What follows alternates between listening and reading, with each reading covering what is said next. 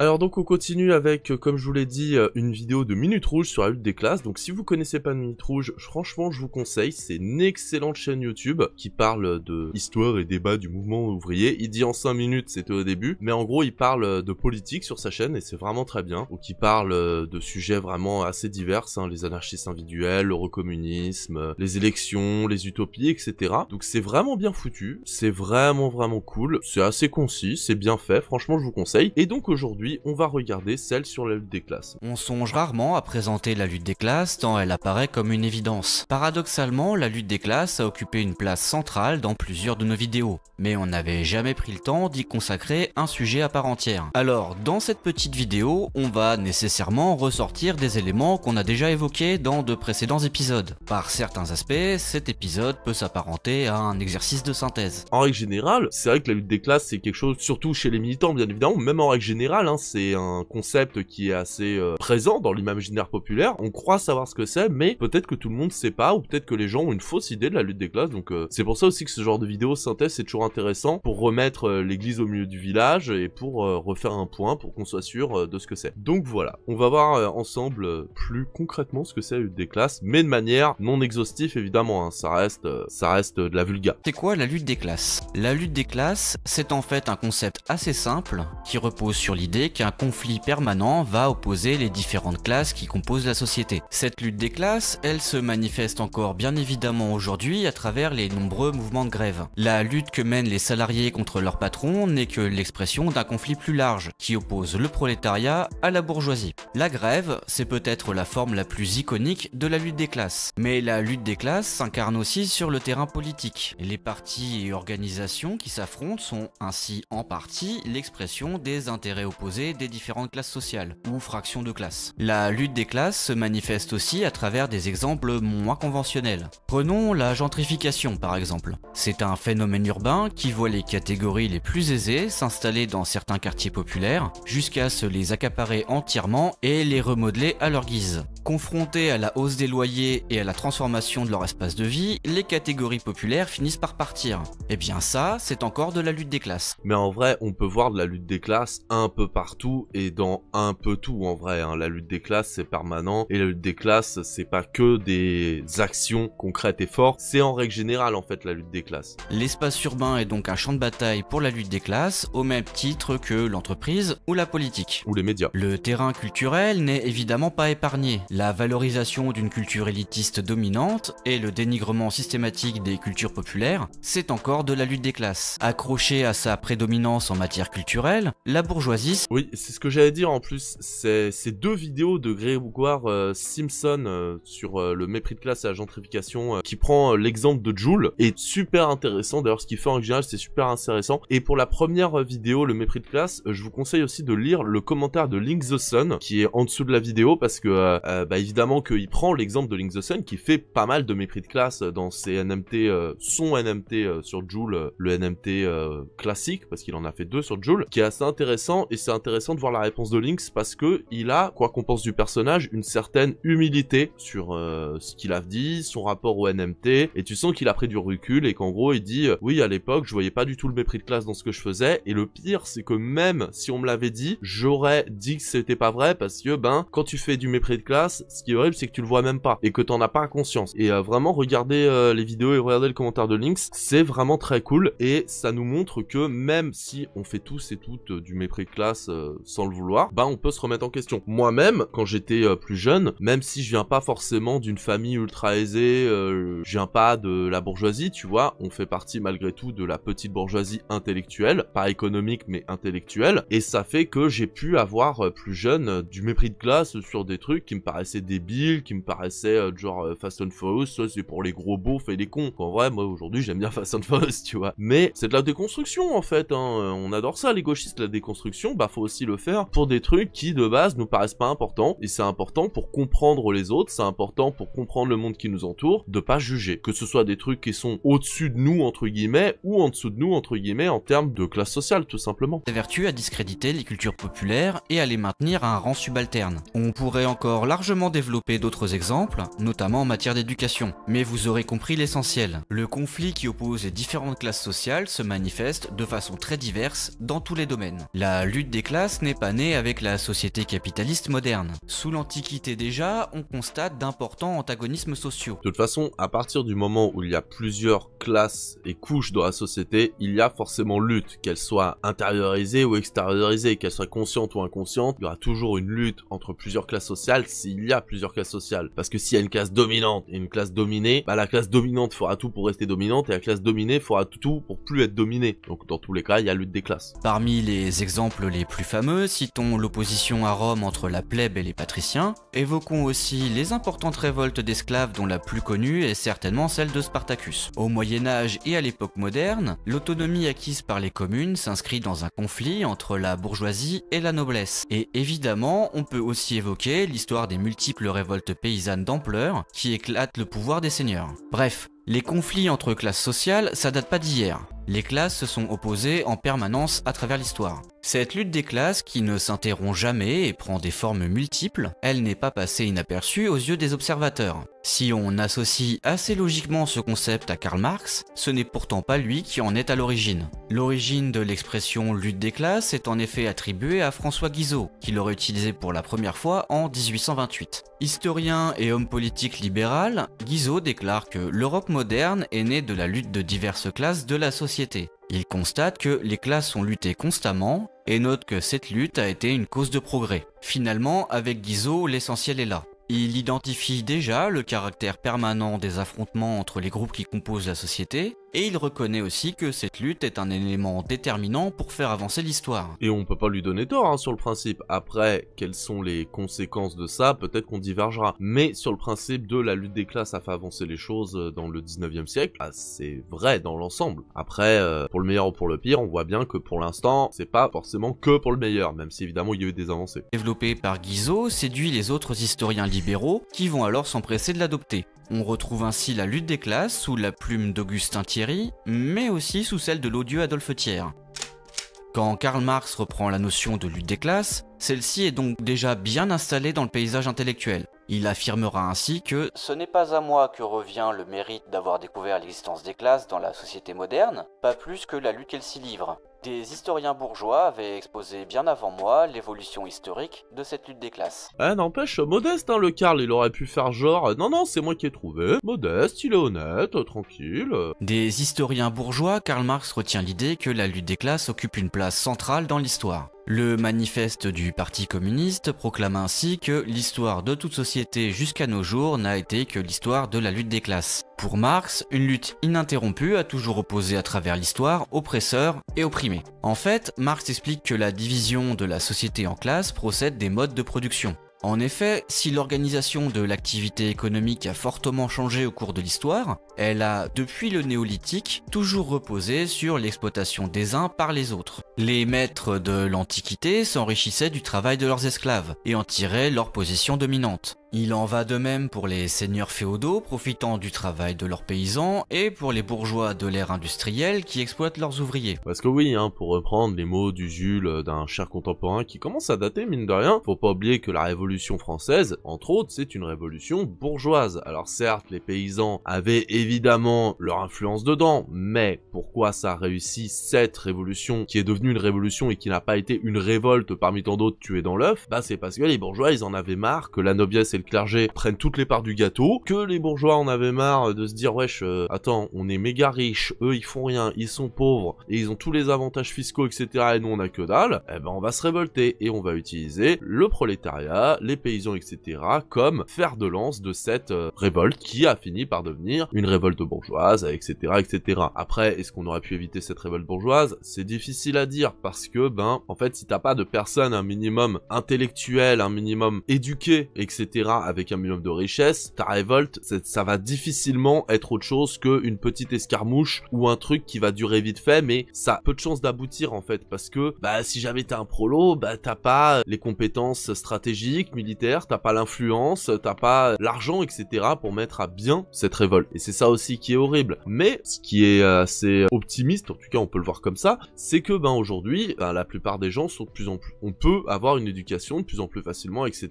Et que ben on peut relancer les dés, en tout cas sociaux, de manière plus facile qu'à l'époque. Ça reste toujours inégalitaire, on est d'accord, mais ça donne quand même un espoir comparé à avant. Tant que le mode de production reposera sur l'exploitation des uns par les autres, il y aura donc toujours des classes oppressives et des classes opprimées. Les classes oppressives vont évidemment chercher à conserver leur position dominante et toujours exploiter davantage les classes qu'elles oppressent. Les classes opprimées ont quant à elles évidemment intérêt au changement et vont chercher à résister à leur exploitation. Les intérêts des différentes classes sont donc diamétralement opposés. Cette opposition va nourrir une lutte continue entre les différentes classes. Lorsqu'une classe opprimée parvient à renverser la classe oppresseuse, elle installe alors son propre système de domination. Ainsi, la bourgeoisie a profité de la Révolution française pour se substituer à la noblesse et s'ériger en nouvelle classe dominante. C'est bien la lutte des classes qui fait avancer l'histoire. La lutte des classes continuera tant que les classes existeront. Pour mettre fin à la lutte des classes, il faut abolir la société de classe. Et pour abolir cette société de classe, il faut mettre fin au mode de production reposant sur l'exploitation des uns par les autres. Mais comment espérer la fin de la société de classe alors que celle-ci se maintient sous des formes diverses depuis des millénaires? Marx note qu'avec le mode de production capitaliste, les choses se sont considérablement simplifiées. Tandis que la bourgeoisie occupe la place dominante, le prolétariat ne cesse de se développer. Les autres classes, quand elles n'ont pas disparu, sont vouées à la marginalisation. C'est donc le face-à-face final qui s'annonce. Que c'est vrai qu'aujourd'hui, la noblesse, le clergé, tout ça, ils ont certes une petite influence, mais c'est pas non plus l'influence qu'ils avaient avant la Révolution française, etc. Et c'est ça qui est un peu ironique avec le capitalisme, c'est que plus le capitalisme augmente, plus ses ennemis augmentent, et donc plus le risque de renverser le capitalisme devient de plus en plus grand, entre guillemets, même si, avec le temps, et c'est là où Marx,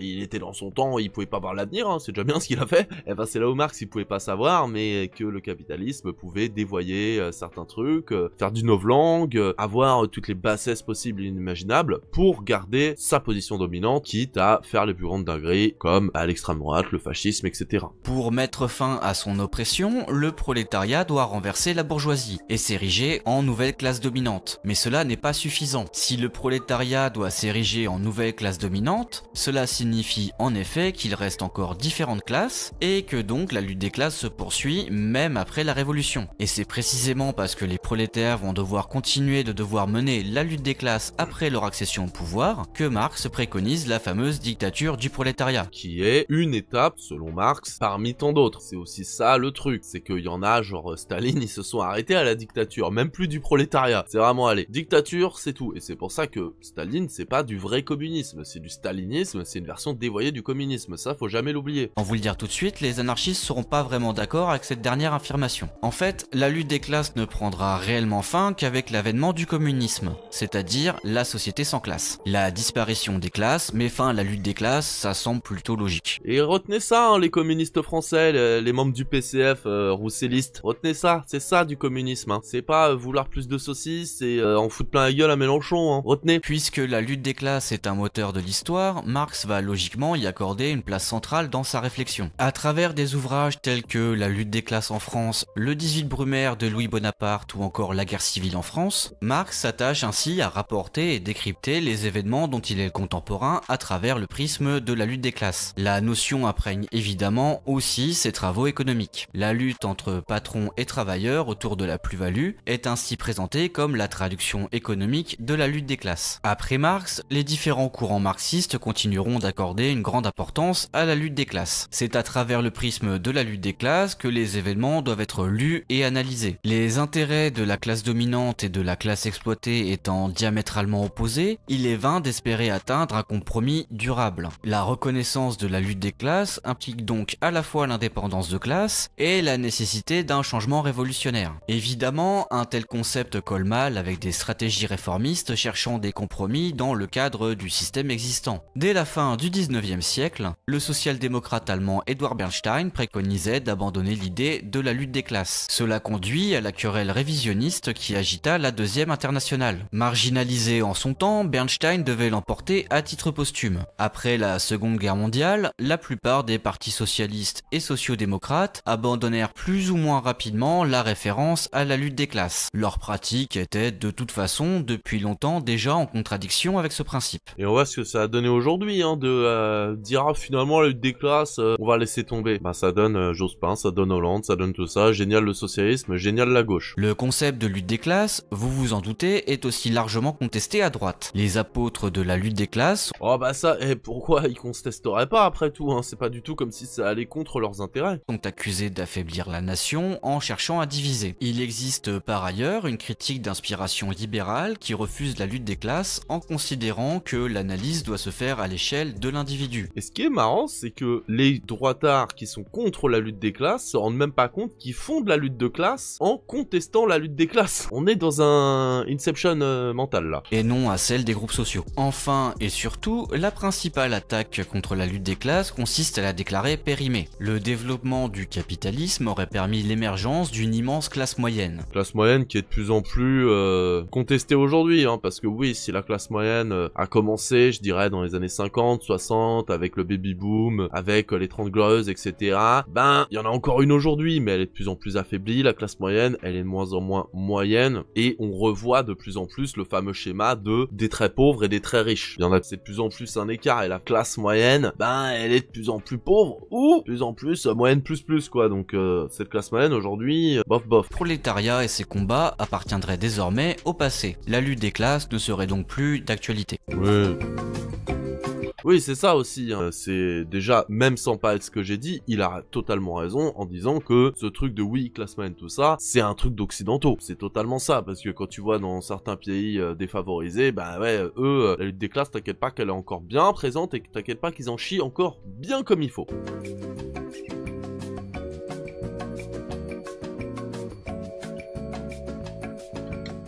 Ces discours, maintes fois entendus sur l'ascension de la classe moyenne, collent cependant mal avec les données statistiques qui indiquent depuis de nombreuses années un accroissement continu des inégalités. Rappelons aussi que, pour les marxistes, l'appartenance à une classe sociale ne dépend pas du niveau de revenu, mais de la place dans le système productif. Même si les conditions de vie en Europe de l'Ouest se sont fortement améliorées par rapport au siècle précédent, encore heureux, les travailleurs restent dans leur immense majorité des salariés. Et surtout qu'on s'est fait ultra ken à ce niveau-là, hein, parce que dans les années 50, 60, même 70, il y avait ce truc de oui, l'industrialisation, tout ça, ça va nous permettre d'avoir plus de temps pour nous, parce que ben comme il y aura moins en moins de travail, et ben du coup on aura moins à travailler et on pourra tous être à mi-temps et à côté de ça faire des passions, faire de l'art. Bah finalement génial, la technologie remplace l'art et nous on est de plus en plus au charbon pour des bullshit jobs. Wouhou! Donc des prolétaires dont les intérêts divergent de ceux de la bourgeoisie. Il y a quand même des critiques plus constructives, qui évidemment n'émanent pas de la droite. L'exploitation d'une classe par une autre n'est pas la seule source d'oppression. Sexisme, racisme, xénophobie ou encore homophobie, la liste n'est pas exhaustive évidemment, mais il est évident qu'il y a de nombreuses luttes qui doivent continuer d'être menées contre les diverses formes d'oppression. Longtemps, ces luttes ont été cantonnées à une place marginale par les organisations issues du mouvement ouvrier, qu'il s'agisse des groupes politiques ou des syndicats.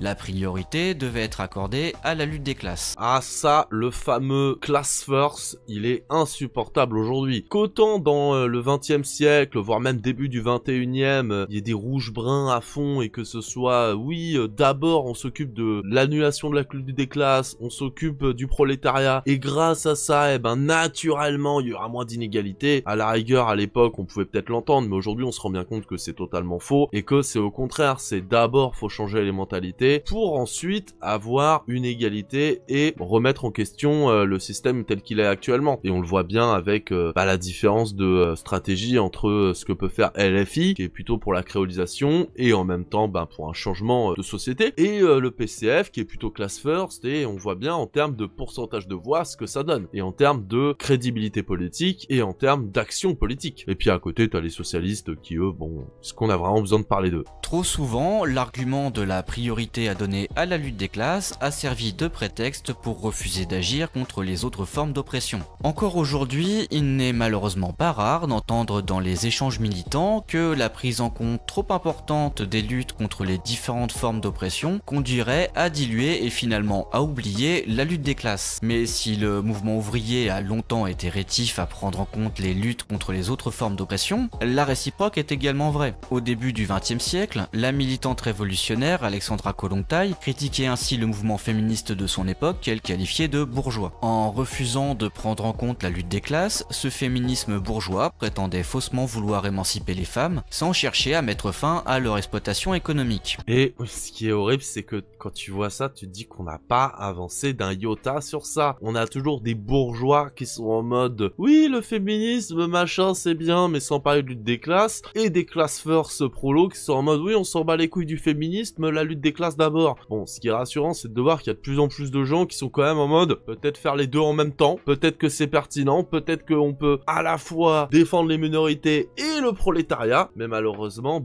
on a aussi à côté de ça des médias et des partis politiques qui ont compris que diviser pour mieux régner, ça marche quand même vachement bien, et qui font passer les partis et les mouvements qui veulent à la fois protéger le prolétariat et les minorités pour des salafistes, islamistes, machin, ce que tu veux. Vous voyez très bien de quoi je parle. Et malheureusement, du coup, le message a moins de puissance que ce qu'il pourrait avoir. Mais c'est désespérant de voir qu'on est toujours dans ce genre de réflexion à la con, quoi. En réalité, les différentes formes d'oppression se cumulent et se combinent. Il ne s'agit donc pas de choisir entre mener la lutte des classes ou mener le combat contre les autres formes d'oppression, mais plutôt de réfléchir à l'articulation et à la convergence des différents types de luttes. Et pour ça, on vous fait confiance. Surtout qu'en plus, désolé, mais c'est ce que Marx disait, la convergence des luttes, prolétaires de tous les pays, unissez-vous. Et c'est ça qui est horrible avec les classes first. Des fois, c'est le côté prolétaire de tous les pays, unissez-vous. Tous les pays, ça veut dire tous les pays, ça veut pas dire que les blancs. Donc si jamais t'es vraiment communiste,